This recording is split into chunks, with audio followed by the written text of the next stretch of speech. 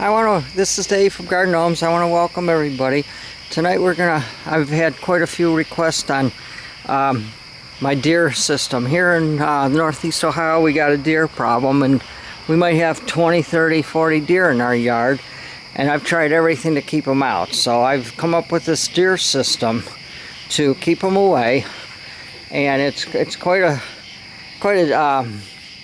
cool thing at night. It's got all the bells and whistles and so forth.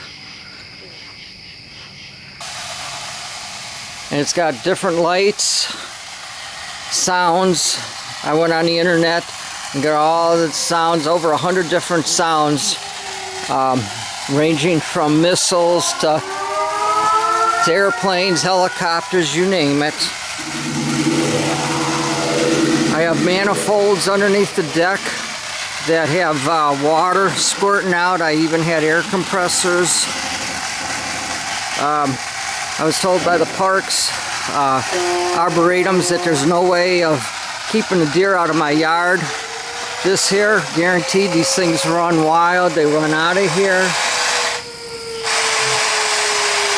Underneath the deck here, like I said,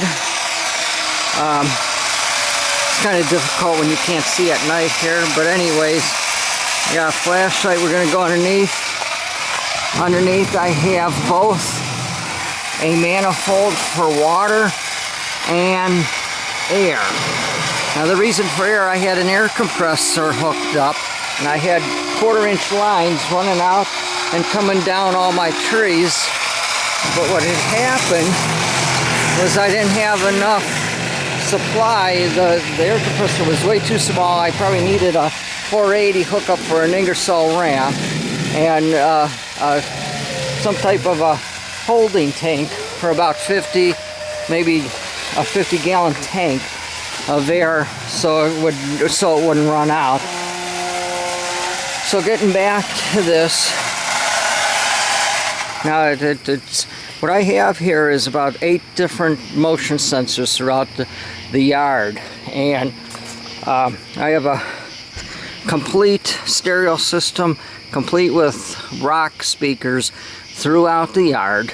And what makes it good is when you have different sounds and stuff going on, the rumbling of some of the soil around it keeps the deer going.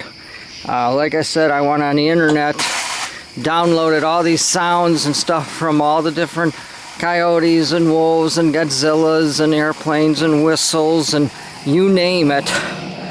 It's here.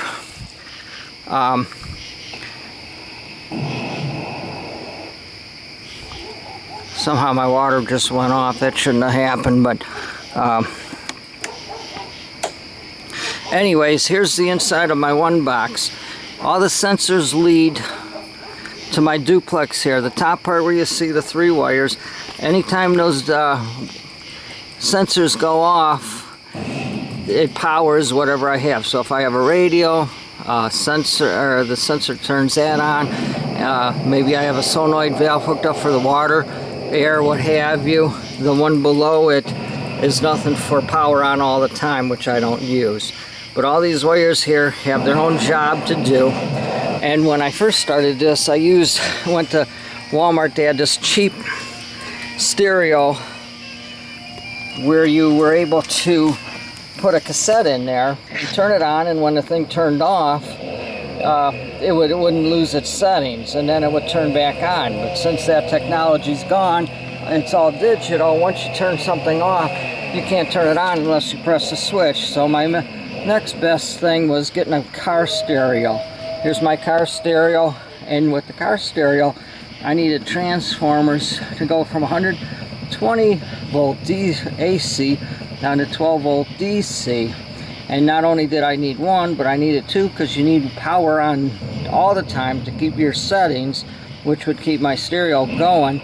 Then I needed the other one to hook up to when the sensors went off, it would successfully pick up my noises and stuff. So here we go here. This is it, and this is quite a sight at 3 o'clock in the morning when it's going off. The neighbors really don't say too much. I've had a couple calls in the middle of the night to shut the thing down or turn it down. But anyways, Also, what I do have, shoot, it's hard to get the camera in this. I have this remote control where I can shut it off. I keep it next to my bed at night, so where if it's going off, and because I have one in the front yard, one in the backyard, the whole yard's blinking off and on. The front yard, I don't have the noises. I just have a stereo set to rock band, so you might hear Ozzy Osbourne or Led Zeppelin or who knows what plays. But anyways, these types of things, they're going off all night when there's deer, and when the deer aren't through here, then it's quite peaceful. Both deer systems are on timers, so during the day, unfortunately, the wind sometimes triggers them, unfortunately, so you don't want to hear these sounds all day. So I have the thing shut off from 11 o'clock to maybe about 5 o'clock. So this is my deer system. You got all kinds of noises that the deer don't like. To tell you the truth, as far as deer go, I do not think the lights help too much.